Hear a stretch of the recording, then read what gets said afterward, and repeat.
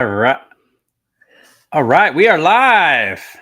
Hello, Yay. we're back. Long time no see. Thank you guys for joining us. This is the Family Mastery Show. We've had a really busy summer. So fun, so crazy, a little bit intense. We haven't done one of these in a Some while. Health stuff. Yeah. You had a surgery, which was what now? 6 weeks recovery. It's been a long haul. Yes, it has. AnnMarie had a hernia. What do they call that? Yeah, hernia repair. Yeah, it was belly button. Really bad. So she had to Apparently go. 10 babies will roto-rooter. Yeah, and you had to do it out of town. So you were gone for 2 weeks. Jerry had his first time with Ever the kids. that long. Ever for that long with all the kiddos. That was crazy. And guys, he did awesome. They were alive. We missed each other like crazy. That's the longest we've ever been apart from each other. Yeah, the longest we've ever been apart in almost 26 years. 2 weeks this summer. But you survived thanks to all the systems. Yes. Is what he told me. That's very true. I told the kids, as long as we follow all the systems that we've created, that mom has outlined for us, we'll be fine. We'll make it. And as long as we were on track with that, everything seemed to work out okay. So they did good. But guys, if you're new here to this show, AnnMarie and I try to do these as often as we can. We were doing them weekly. We'd love to get back to that. Yeah. We go live on the YouTube channel, and this is not about real estate. This is about family and lifestyle and couples, relationship, parenting, all the other side of life that's not covered in real estate. And really how AnnMarie and I have built this amazing life. If you guys don't know, we live part of the year together in Puerto Rico, part of the year here in Montana. We own a couple properties here in Kalispell, Montana, and we move around quite a bit. We travel a lot, and we do really amazing things. And it's this and hard things too. We have 10 kids. 10 kids. So we just, how many times have we said that? We just took number 3 and dropped him off to college. So he's going to do college. First of our kids to want to do college like full time. Mm-hmm. So we took him and dropped him off in Idaho to school. So, that was kind of a first experience for us. Mm-hmm. And our number four is in Europe on a, what do they call it? Just a homeschooling. Yeah. Trip. Like a abroad world, a world schooling. Yep. So she's gone doing Europe for another month or so. And so now we're down to, what does that leave us with? 6 at home right now. Yeah. It's crazy. Yep. And number 5 got his driver's license. So yeah, the lower 3, our families are kind of split into 2 because we have a 4-year gap, which is like the biggest gap between any of our kids, between number 5 and number 6. So within 1 week, the younger 3 pretty much got just wings to be able to fly. And it was time for them to go do much more independent things, especially number 5 having his driver's license, even though he's still here with us, when they have that freedom.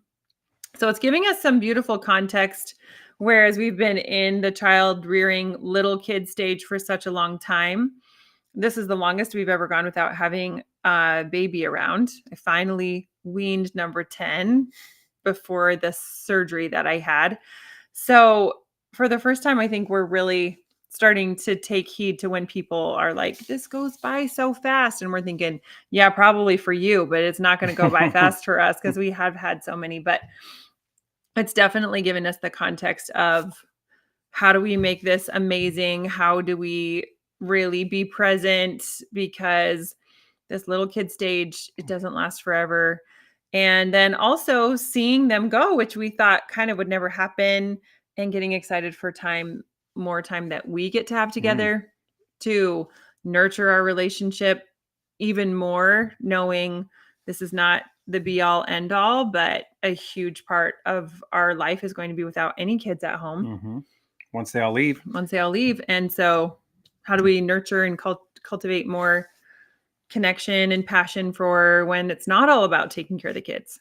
Yeah. And we've got some cool things around that to share today. Before we do that though, let's go through some announcements on some things coming up. We've got some really cool things coming up. We're about ready to hit the road on Saturday. We're going to be going to Arizona and go through Utah, spend a little bit of time there. In Arizona, those of you guys that want to come, we're doing a reunion at the Wholesale Hotline. So It's at Brent Daniels' office. So me, Pace, Jamil, Brent are going to be doing like a food truck and come hang out with us in person. That's fun. Yeah, that's this coming Monday. You and I are going to be in Boston with Pace at Owners Club. So we'll be in Boston. We'll be there November 1st and 2nd. We're going to do a date night. Just you and I. So we're going to be, date trip. Yeah, but we're hosting date night for everybody going to Owners Club. Yeah. We're going to share some couples points. Yeah, it's going to be awesome. Yeah. So those of you that are part of that, we might see you there in Boston. And then we have our second couples retreat. We did one here. When did we do that? A couple months ago? June. Oh, was it June? Yeah. And we're doing another one February, right during Valentine's Day. I'll put a link here in the description, guys. We sold out. We had a waiting list last time, and it was really awesome. We absolutely loved it. So good. Yeah, it was just so fun and an awesome reminder for all the things that we're trying to remind ourselves about. But it's going to be in Puerto Rico, and now we've done the trial one. We actually added a day. That was the big feedback that we got from everyone, was that they wanted more time to be able to digest the content slower, but we also want to add even more fun. Yeah. Even more couples time, and not just have it be so much instruction, but actually being in romantic Puerto Rico as a couple. Valentine's Day. Very interactive. We want you guys to be able to actually go home with a plan and it not just be listening to this abstract stuff, but actually feel like I know what it is that we need to do, want to do, and be able to have time to work together as a couple to create that. So, and it felt like there was something else that was coming up. I am doing a women's retreat. Yeah, your women's retreat which I'm with Heather super Blankenship. Excited about, because I'm always kind of tagged along with Jerry, but this is just and we don't have the link for that, but we'll DM AnnMarie. I think I can find the link for that. We should have had See if you can have that up before we hang up here, guys. But this is women's only. It's in Orlando. Yep. It's going to be a day at Disney, a day at Epcot, which is my favorite park of all time. But it's going to be awesome women entrepreneurs that are trying to do the same thing. They're trying to unapologetically just embrace and use their feminine energy at home and in the business world, something that I've been trying to merge. And I'm going to be sharing all the systems that we have learned and integrated for the last 25 years, trying to be able to do both so that you can just not be spending time putting out fires, but actually have time to do the things that you want to do. So it's going to be fun. Yeah, it's going to be great. And Heather Blankenship, she's amazing. They have 6 kids, I think. And she... 5 kids. And she has I forget what it is, $50 million super portfolio in real estate. RV. Yeah, from down south. She's the sweetest lady. Really cool. Her husband's amazing. He stays at home and she does the real estate. So it's really cool to see their dynamic. And so she's putting on the event. AnnMarie's speaking there. It's in Orlando, November 3rd. Yeah, I think 3rd through 5th or something like that. But what we'll do is, what we can do is after the live, we can put it in the comments below or in the description below the video. So one way or another, if you guys are interested in tickets for that, going to be women, really systems. Yeah, women's presentation. Come check that out. So, okay, anything else we can think of? No. Guys, thanks for joining us. I see a bunch of you here in the comments, so it's awesome to see some of you here with us. Go ahead and put questions in. We'll have some time, hopefully in a little bit we can get to those, but we did want to share a few thoughts with you guys today. We try to have something prepared that we can share. And this is something that, let me move it this way. There we go. Let's get to the slide we want to show. We're only going to talk about 1 or 2 things here. Not this one. Was it that one? Nope. No. Where's this at in there? Keep going. It's farther. How far was it? I thought it was in the beginning. No, it's not at the very beginning. It's, I think, later down. We want to talk to you guys. These 2 slides. Yeah.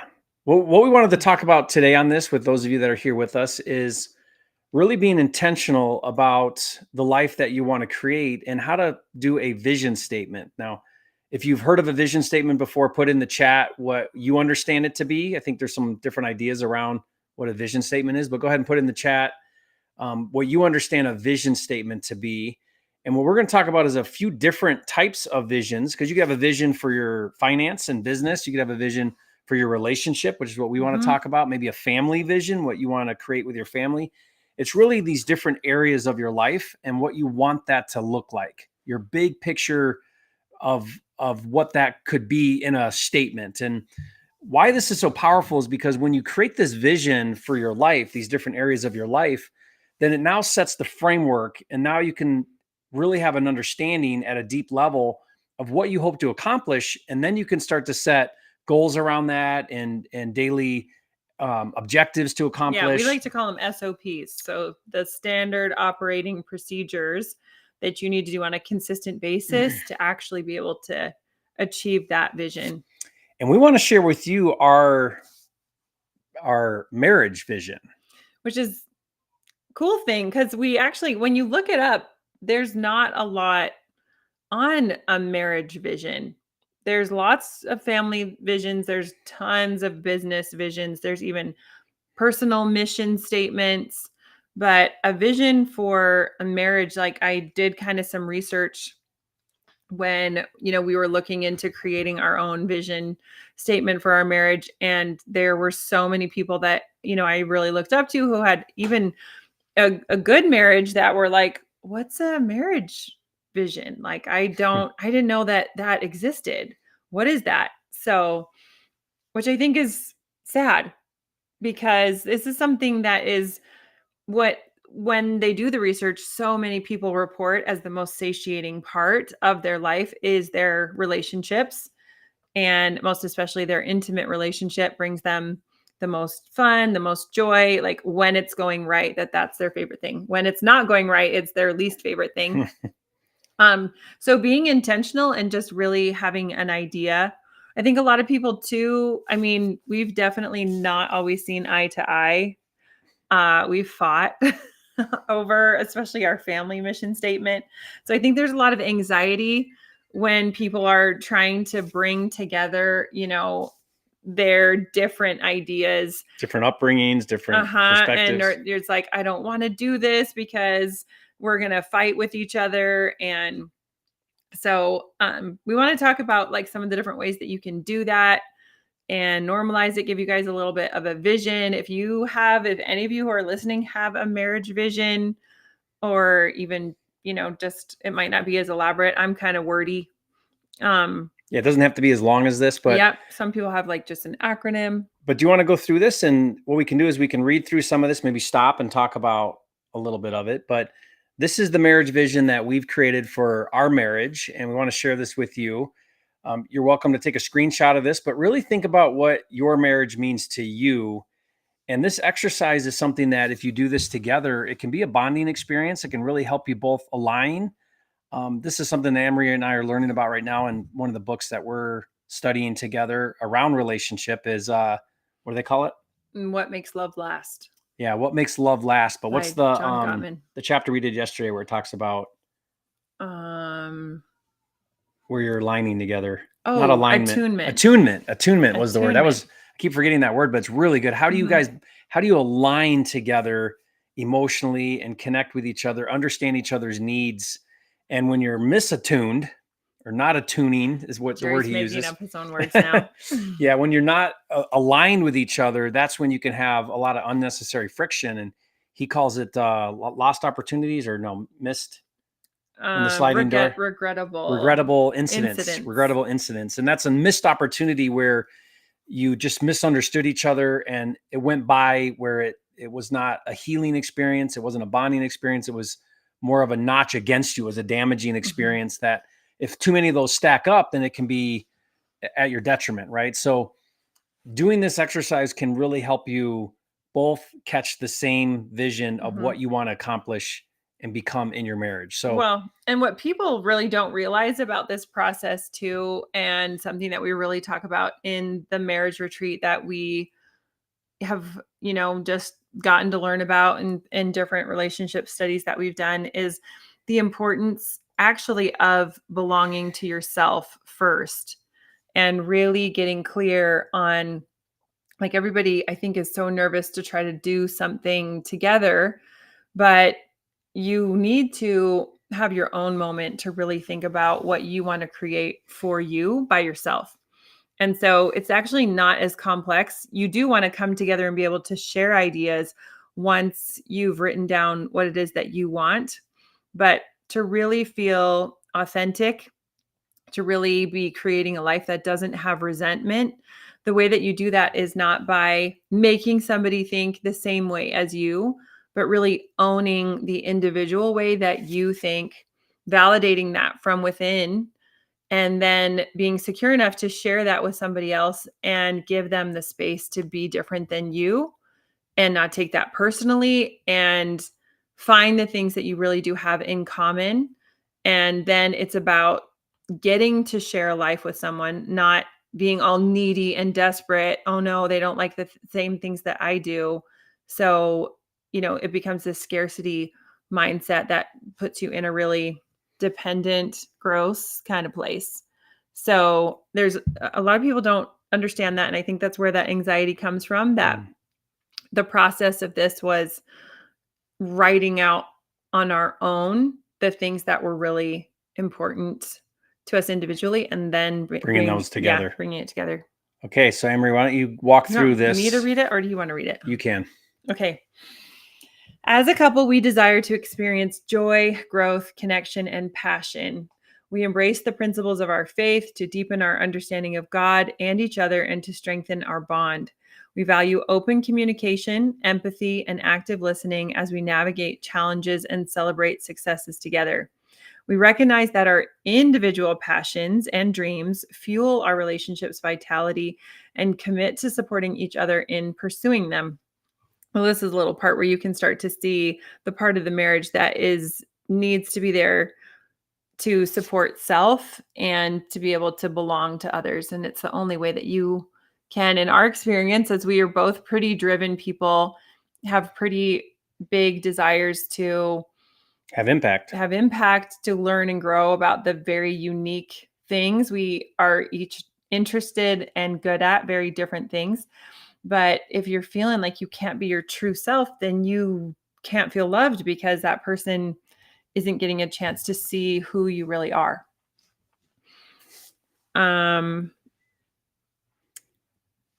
At the core? Yep. At the core of our partnership is a deep love for our family. So these are some of the things we have in common. And we strive to create a harmonious home environment. Notice we say strive. I have not perfectly figured that out by any means. That nurtures and supports all members. That's the goal. That's what we're trying to move towards. In addition, we share a deep desire to explore the world together. We both love to travel, seeking new experiences that will enrich our lives and have an opportunity to deepen our connection through the practice of self-awareness, emotional regulation. So here's the SOPs that we're putting into our vision, like the actual practices that we need to do to be able to create this experience. Emotional regulation and the guidance of our faith, we aim to cultivate a safe and supportive space where both partners feel heard, valued, and respected. Our vision is to continue growing individually and as a couple, building a relationship that thrives on trust, intimacy, and a shared commitment to mutual well-being. Together, we strive to create a partnership that embodies authenticity, vulnerability, and the continuous pursuit of a deeper connection fueled by our unwavering faith, shared passion for life, love for our family, and the excitement of exploring the world together. Sounds so fun. Yeah, that sounds amazing. Who doesn't want that life? Right? Shoot for the stars. Easy. That's all. That's all you got to do. Shoot for the stars and maybe you'll hit the moon. Yeah. But guys, leave a comment. Tell us how you felt like just hearing tell that. us what What are some thoughts you're having? What are some opinions of that? Or just tell us what you're thinking as you hear that. Tell us if you're feeling like this is something you'd like to create with your spouse. Or any questions specifically questions about we can dive into some of the different SOPs to create the passion or the authenticity or the support Oops. that we are trying to be able to cultivate what you doing. It's not doing it for me. I'm trying to get rid of that box, but yeah, I like what Edward said. I've came up with this: needs, necessary efforts every day.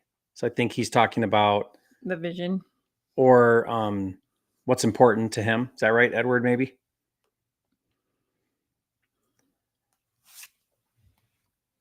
Okay.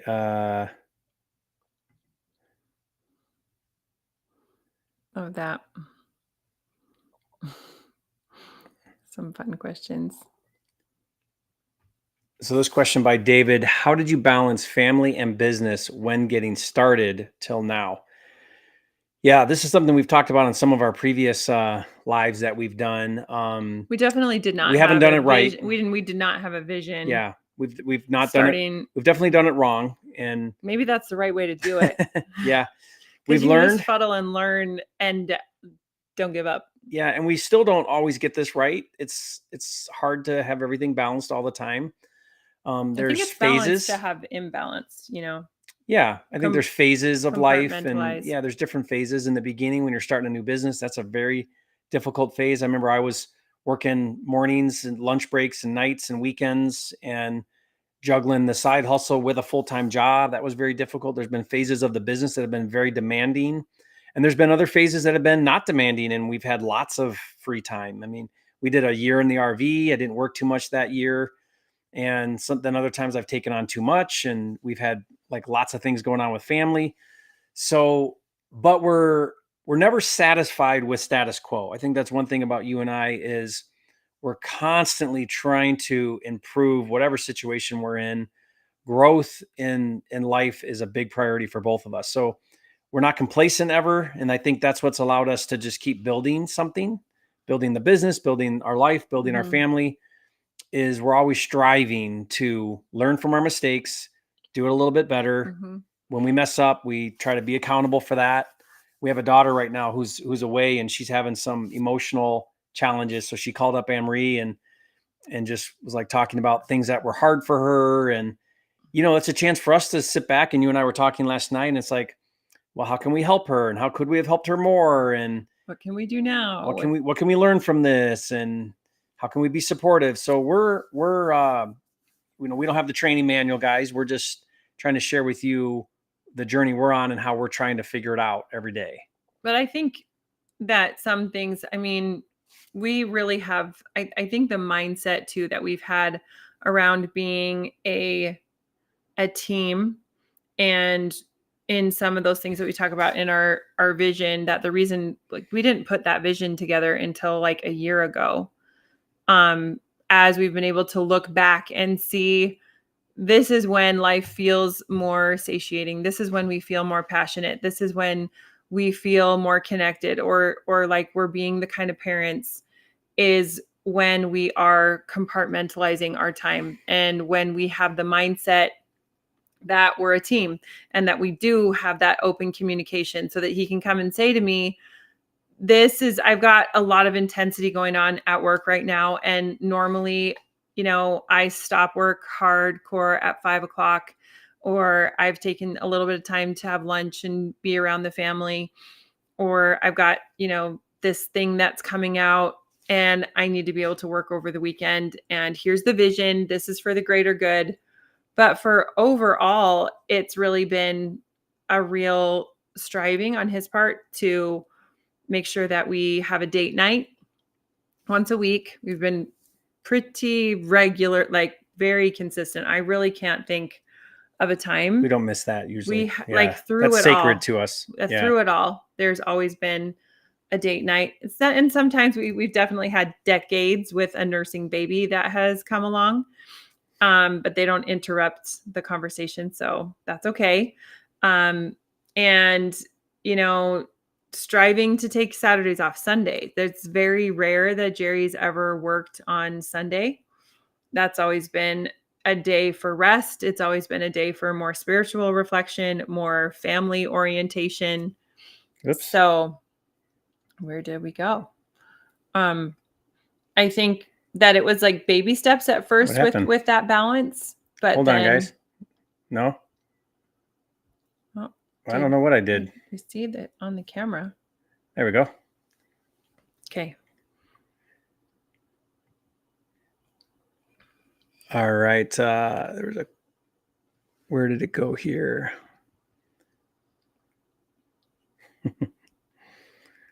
I got to put this comment up. Right? I know, right? Hey, well, somebody was commenting how handsome you were. I was like, really? no, we need to put that one up. This is my question too, guys. It's, how is Jerry so incredibly handsome with so much stress? We did some blood work and his cortisol levels are actually optimal. They're not even normal. Mine are not great. So I wondered the same thing. How in the heck is he so stinking cute and chill? That's actually something we talk about. And I did see somebody else that was asking about whether or not you do training. And we actually do training together. It's mostly Jerry, but I do a mindset call with our students once a week. And I tell everybody about all the secrets that really, I think, are the most important things to understand about this one. Jerry Norton and his success and how he keeps his cortisol levels really low so that he can look as handsome as he does. Nice and young for his age, for sure. Leave a comment and tell us how old you think I am. How old do you think I am? Well, it was so fun because our son, who just got married, we were just meeting, his future father-in-law for the first time. And he came up to Jerry and was like, so are you one of Nathan's brothers? Yeah, my son. His son? Getting married. And he was like, no, I'm his dad. Which I've told everybody that story. Yeah, that's okay. Might as well own it. But I do think there's something about Jerry's mindset that allows him to take risk and not make it mean something about him. That has allowed him to fail over and over again, to be able to learn all the different things and not be stressed about it, not make it mean something. And I do see parts of that translate over into our relationship, not at first, because we don't always take all these lessons and apply them into every area of our life. But I see him take more and more risk in our relationship to, not make it mean something about him when I'm offended about something, or not make it mean something about him when things aren't balanced at work and life is hard. So that is something that is really cool that we dive into. I'm trauma informed. So because I haven't been as good at regulating my nervous system as Jerry has, as my cortisol levels will say for me. So I've done a lot of research with just the intensity of our life too, and how many kids we have, and trying to give them tools with, we're all going to experience some form of trauma. And so I think it's really valuable to know about the way you relate to your nervous system is going to be how you relate to your deals. I've watched Jerry do this. It's had a huge impact on his success. It has a huge impact on our, happiness. So yeah, one of the rituals we do here in Montana, and we'll do it again in this Puerto is funny. Rico. Some people think you're 54. 54. Yeah, right there. Come on, Rob. 54. I like 40. People are trying to do math here. I like 40. 50? I mean, people are trying. You've got a 24-year-old kid. 47. 47. Yeah, Edward's the winner. Yeah, Edward got it. 47. Are we going to have any more kids? No. No. That's a no. Nope. No more plumbing. Yeah, we finally. So we have a post vasectomy baby. That's our have any more kids story. That's our number 10. She surprised us. Showed up even after Jerry had his surgery. We are finding out more and more as our kids get older, just how much we have, what's the word for that? Just how much we have kind of bit off, and just how much we are in for with even really being able to love on our adult kids. We love our big family, but 10 is definitely just the right number for us. Yeah, that's good. That's a good solid number. Am, what kind of woman were you before children and before Jerry? Well, a teenager. Yeah. So here's the thing, and this is why in our couples retreat, I emphasize and talk so much about having a really strong sense of self to be able to be in relation with your kids, to be in relation with your business, to be in relation with your spouse. And I didn't have a whole lot of that because of how young I was when I got married. So I was just graduated high school. I did some little bit of college online to start learning about human development. She was barely 18 when we got married. This So is not necessarily the things that we need to put all over the internet. There wasn't much of a self at barely 18. Yeah, no. You become the woman you are really post marriage during being married. I was just a baby. I was still a kid. I have grown, and this is the thing I tell people: marriage, entrepreneurship, and definitely children have grown me up. Yeah. And they've given me my 10,000 hours. That would be an equivalent to a degree. When I talk to people, they ask me if I've got, a psychology background or if I've got medical background. And it's just, we've had kids that have had really serious medical conditions, and just the complexity and intensity of my life to do a lot of self-help, a lot of raising all these kids too. Like, human development has been just necessary to do a lot of learning and studying and just different courses to just be able to try to not survive, but thrive, and not, just kind of curl up into fetal position at the overwhelm. So often. I like this question. Joel, love you, Joel. He still wants to pick me up anyway, it's a long joke. Joel knows what I'm talking about. One thing that we do is a ritual we have is every night after we get the kids to bed is we go in the sauna. We have a sauna with what do they call that? The red light. Yeah. I think that's the story that we posted on Instagram to let everybody know. And it's so great. We love it because we turn it on like 20 minutes early. It's nice and hot. We get in there. We do a half an hour. We're dripping sweat. So we're detoxing. Mm-hmm. And that's also relationship building time. So we pull out Audible and we listen to some sort of a marriage book, and then we talk about it. Yeah. So an Audible book, sweating, right? Yeah, and it's a great time because some of it's not fun because we're confronting things, we're talking about hard stuff, but it's so good and it's so necessary, and it's just been a great ritual. I love that we do that, and we get through a lot of material and we learn a lot, and so we're also bettering ourselves. We also like to do a somatic experience. There's breathing, and there's just slowing down. The red light definitely is helping with my cortisol levels, to be able to just know at the end of the day that we're going to slow everything down. Yep. And we're spending time together, so we're combining some things there. The other thing we like to do, calming when you, especially for a woman, just being in physical contact, not talking about anything sexual, it really helps to calm your nervous system down. It can't be sexual in there. Why not? The kids might come out and see us. Yeah, because there's windows everywhere. Maybe. It is full of windows. It looks out at our sauna is amazing in Montana, because you guys can start to see it's starting to get darker, so you can see the view that we have.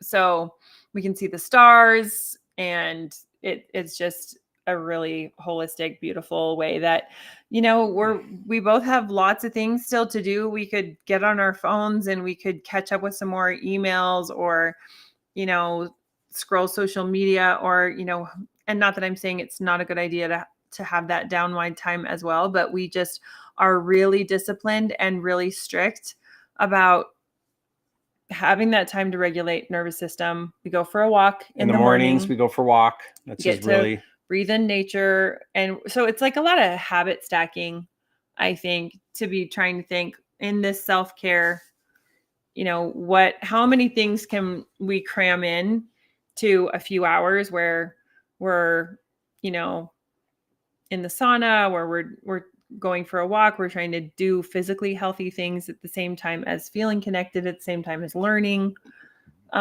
Sometimes you need to just be, and not be trying to do a bunch of stuff at the same time. But yeah, this is a red noise. This is a question here. I'm dating today. I struggle finding someone finding out if someone won't give up, like you guys have both clearly haven't given up. And this is really important.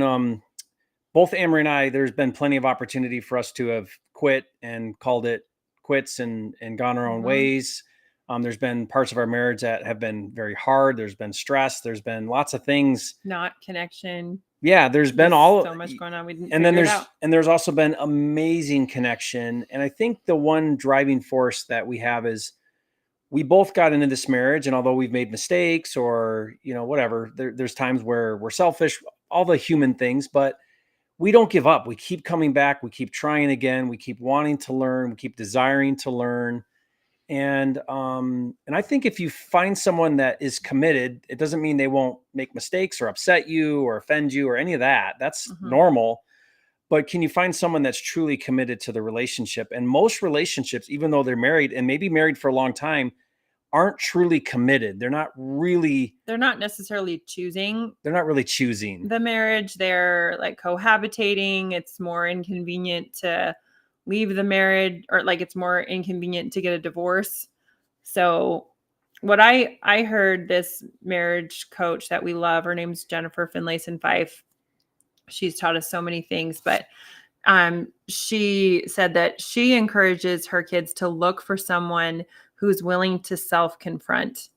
And so that's why we put that into our vision statement, that, that we go inward and we commit to ourselves and to the other person, that we are going to be using the marriage to help grow ourselves up, to help be able to see a more clear picture of ourselves that we would not be able to see without living with someone. Your nervous system wants to think that you're amazing, or your ego wants you to just think that you do nothing but wonderful, beautiful things. And then you're married to somebody and they let you know, actually, you can be kind of a jerk sometimes.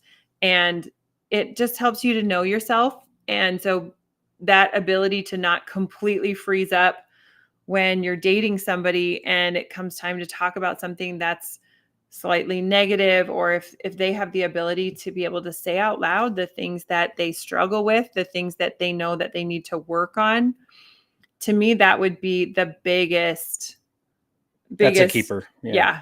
And Willing to self-confront. yeah, and I do think it's it's a hard thing. Yeah. And when you haven't really been in a relationship yet, it doesn't force you to look at yourself. Young people are immature that way. So you have to see, like, do you have the potential?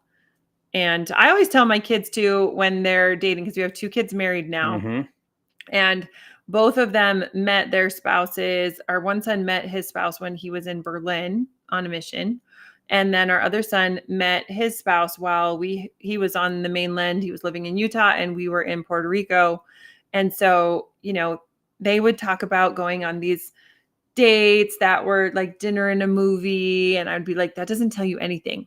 What you need to do is you need to bring her over to our house and we'll have spaghetti, and we'll have all the little kids be like wiping their spaghetti hands all over her and spilling food on her lap. And then we'll see what she does and see if she loses her marbles or if she can just handle the anxiety, because life comes with anxiety. So these dates, like Bachelor, Yeah. most ridiculous thing ever to be able to take her out to see. eat ribs and see what happens. Yeah, I mean, just or go do a service project together, Yeah. or go solve a problem and work on a project together, as for an entrepreneur or something like that. But just doing these no pressure dates, that's not going to help you see if they can self-confront. And in hindsight, I was really young and immature, obviously, when we got married because I was so young. But in hindsight, I realized that there were so many um, symptoms and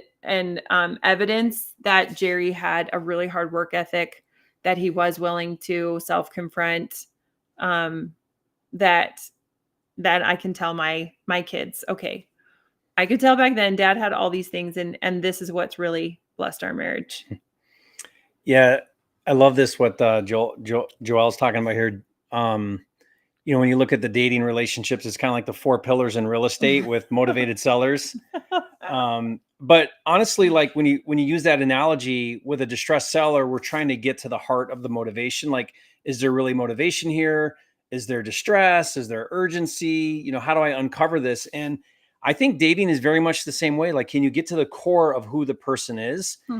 And it's superficial to think about interest. And honestly, if you both have the same interest, that's going to be boring anyway, because you're both going to like the same thing. You really want Because that marriage likes, polarity. yeah, Yeah. You polarity think and that. I thought that too. I thought, oh, I want to make sure. novelty. You're not going to want to do that same thing for a whole life. It's not going to be for your goodness or your growth. So more than anything, you're probably going to be attracted to somebody very opposite of your interest. And that's that's us. more realistic. So yeah. Joe, you want to join? I don't know about that. Yeah, come on over. It'll be a show. It's Dinner and a party. show. Definitely dinner and a show.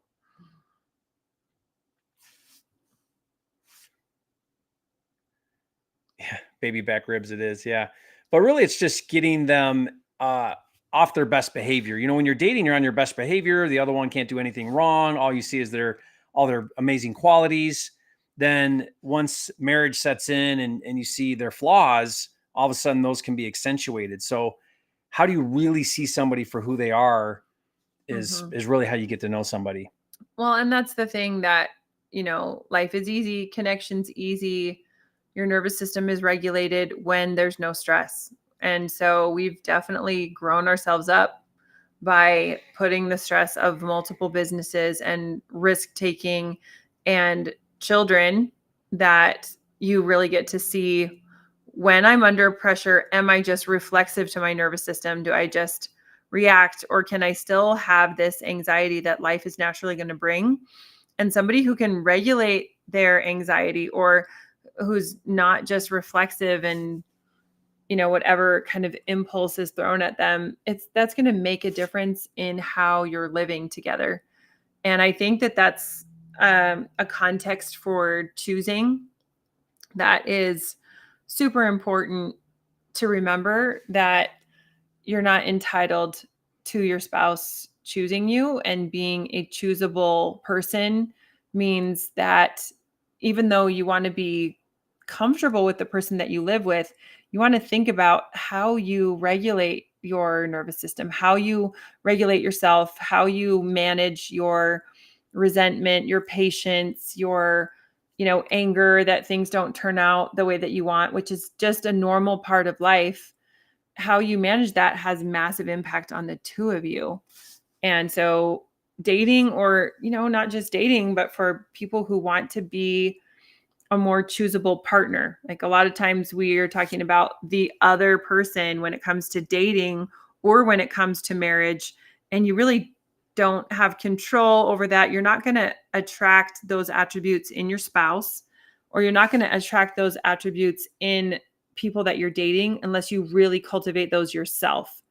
So I think the best SOP is to lead out with self-confronting, to lead out with really doing the self-work to be able to manage your reflexes around your patience and your nervous system. You guys that aren't married right now, like I know Joelle's talking about that, and a few others of you, but work on you. Be the best version of you. You want to attract a killer spouse, a number 10 wife or husband or whatever.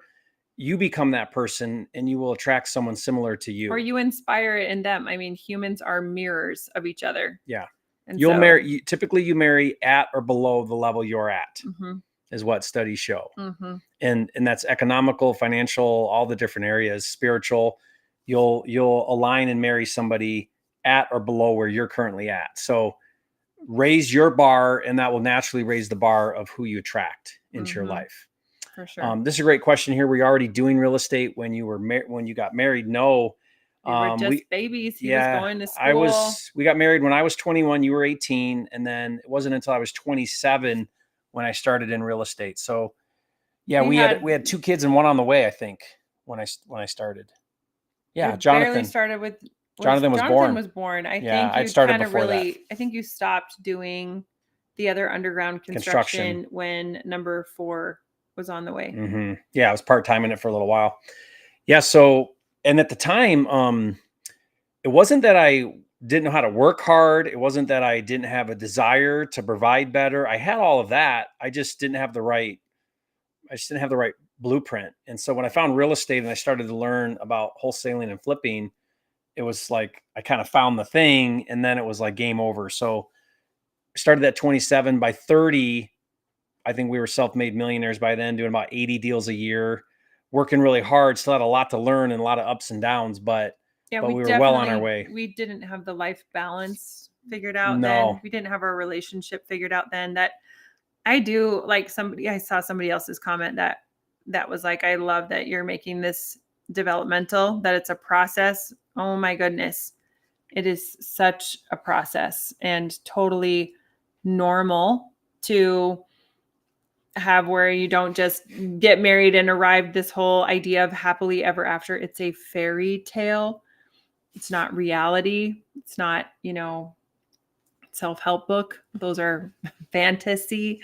So happily ever after is not just predicated on the beginning part of a story. It's predicated on this mindset of it doesn't mean anything about me that I'm learning and practicing juggling between providing, belonging to self, and nurturing, parenting, and being in a relationship. Like takes a lot of SOPs, a lot of, systems and things that you need to do to be able to contribute to each of those areas in your life. And when you're younger and you're first getting started, and you do it wrong, and that's how you tell how to do it right. That was how it worked for us with real estate too. We had to do things wrong. It wasn't just out of the chute. He had everything figured out. I mean, that's why so many people are seeking out his expertise, because of the mistakes that we've made, not just because he was just born a real estate investor that just magically, had it all figured out. And that's definitely been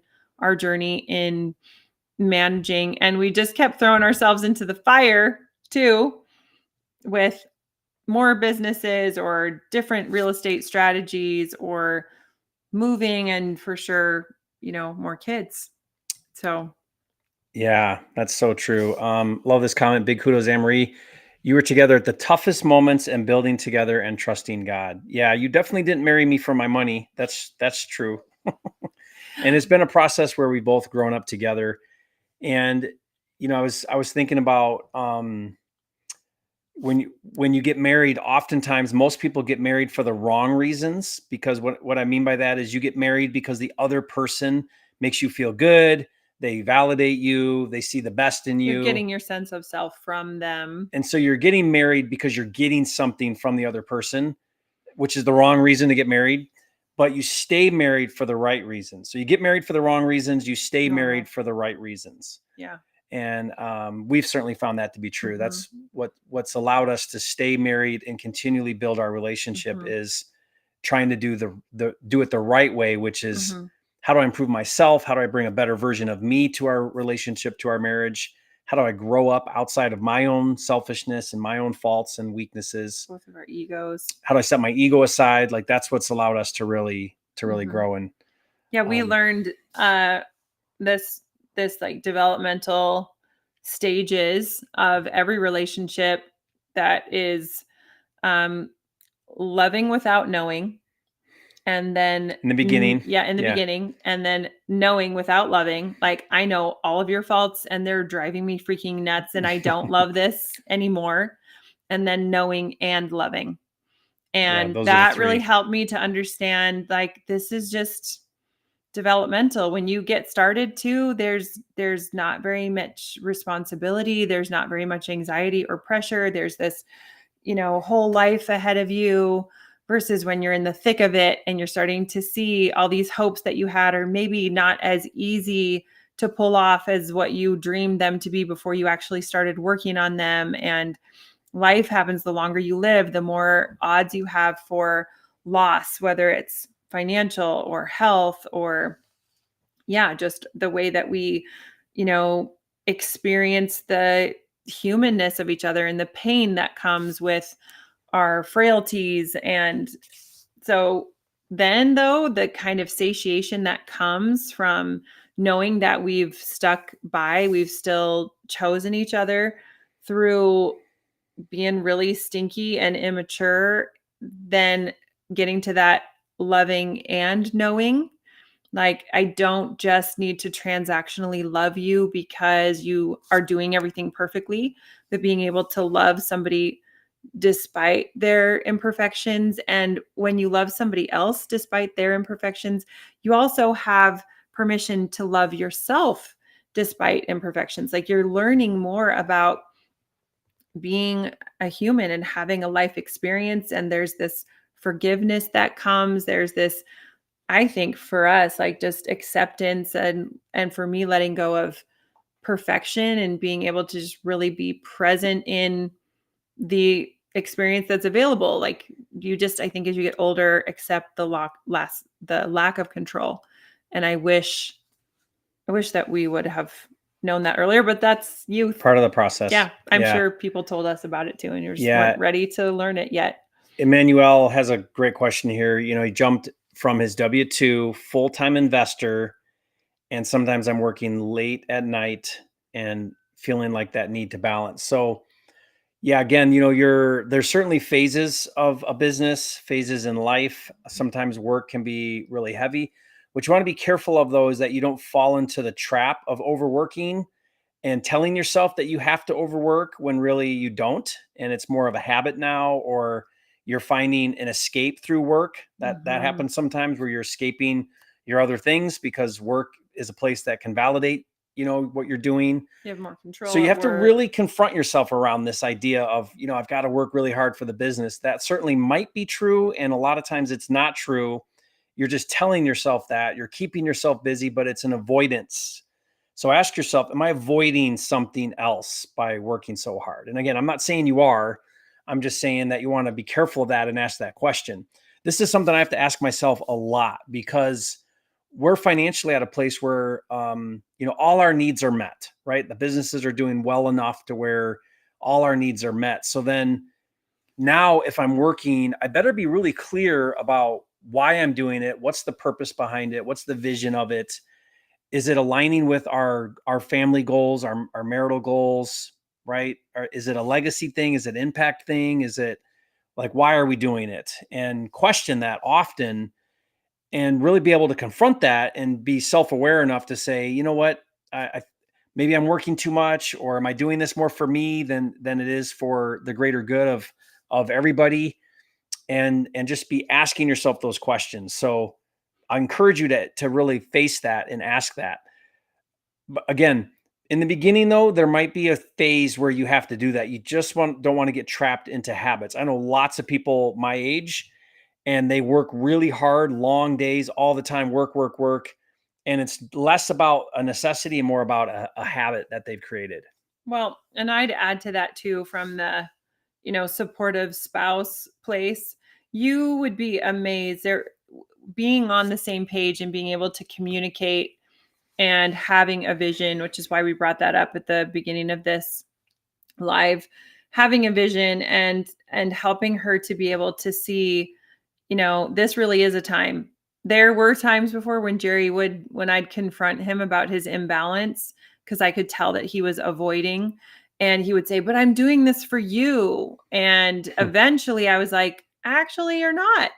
Actually, you're doing this for your own ego, because this makes you feel like a hot shot. And I'm not asking for any of this. This is what I'm asking for. And it's sometimes not even as big of a commitment as you're thinking in the time department.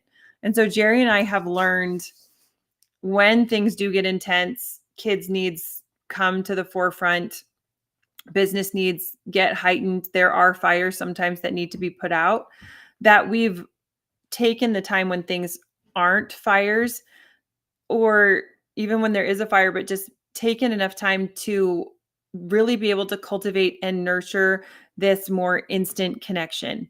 So the systems that we have of making sure we like have our time in the sauna together, or the walks that we take in the morning, that we have practiced eye gazing, practiced hugging in a way that is, we're on the same page, we're working towards the same thing. But I can feel the communication in him in a real intense eye gaze of, I'm here, I want to be here. This really is what I think is for the greater good.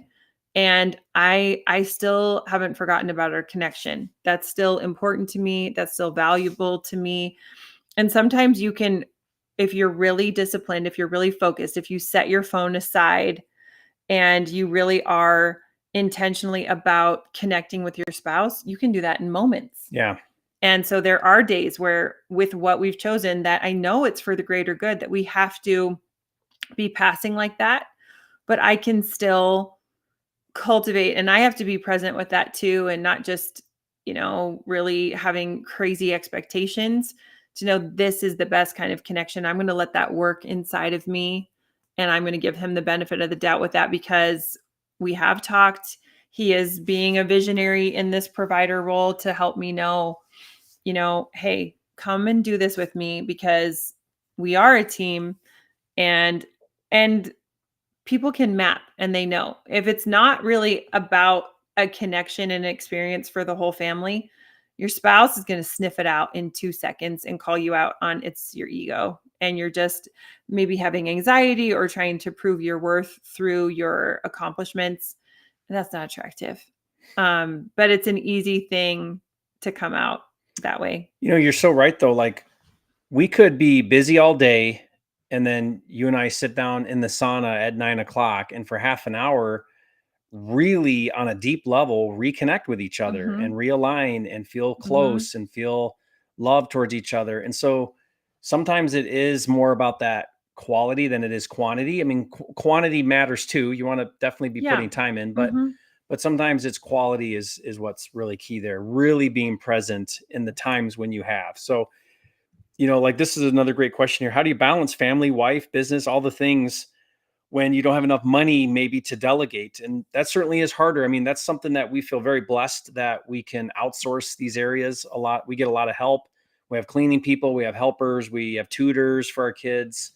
We can do some of those things. We haven't always, so we you can't let that be an excuse for sure. Hmm. And it's more about those quality moments, being really present when you are together, and that's how you really create that strong connection.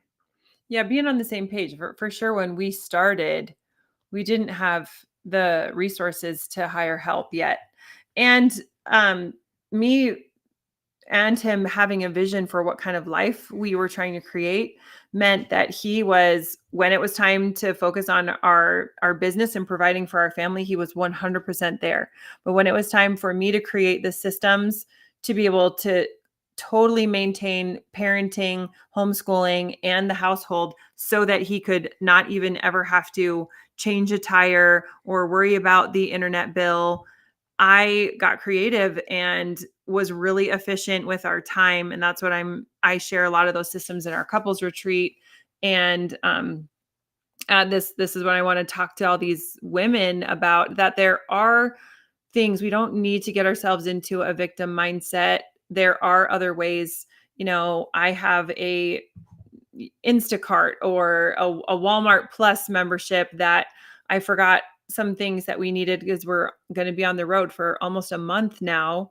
And I remembered really late at night and did a quick grocery order. And I had all those groceries by the time that I woke up, just sitting at my front door, for a fraction of the cost of what it would be if I had like a personal assistant or hired somebody. There's a lot of resources out there. There's even different apps that have really inexpensive virtual assistants that can help you with being on the phone with the insurance. And so people a lot of times, I think, want to kind of um, make a story that when you do such a big thing, that it's just not possible. And we both have held on to a mindset of, just because we're entrepreneurs, just because we have 10 kids, like, we're still going to travel.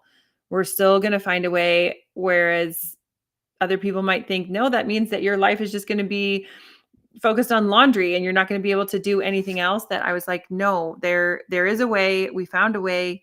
We got creative, even though we didn't have money for the help. And now, because of doing that, we do have help. So it comes back around. Yeah, that's great. I think this question here, if I'm not married by 40, some say stay unmarried.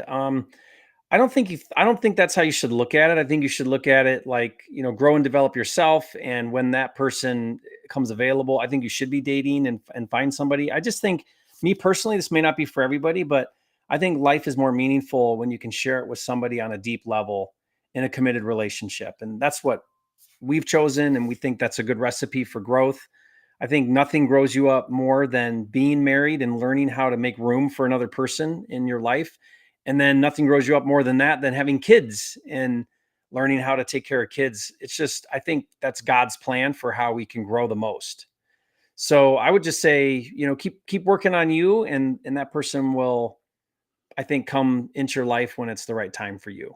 And I think there are definitely, still ways there are people that don't get the opportunity where it feels right to get married. There's lots of ways to be able to grow yourself. For us, it's been the best recipe to be married, to have a big family. For some people, this size family is definitely too much. There's lots of times where we Yeah. feel like it's been too much for us.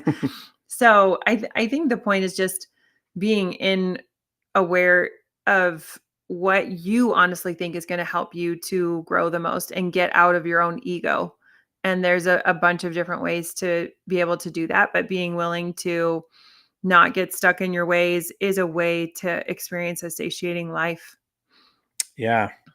Well, guys, this has been really, really fun. We wanted to go for about an hour today. Love you guys that come on here and ask such great questions. So kind. We feel so blessed to have a platform where we can share. And I know it's not about real estate very much, and it's more about relationships, but this is an area that we feel strongly has allowed us to really find success in life, not just financially, but Yeah, and it's real happiness. contributed to the real estate success, I think. It's made the success that we've been able to find feel even better. Yeah, totally agree with that. So thank you guys. We appreciate your support and your love, and be sure to check out some of the things that we've got coming up, and send us a DM on Instagram or wherever, to if you're wanting to know more about things that we've got going on and what we're doing. I did see someone ask a question there about one-on-one training. Yes, we have a small community, we call it, small and mighty, and we do some one-on-one coaching in there. We do some weekly ongoing training. AnnMarie and I both are part of that. It's called Fast Track. So if you go to fasttrackwithjerry.com, you can learn more about that. It is by application and interview. We're very selective. We just want to make sure it's the right fit for you and for us. So you could check that out too. But appreciate you guys so much, and we'll see you again on the next one. Okay.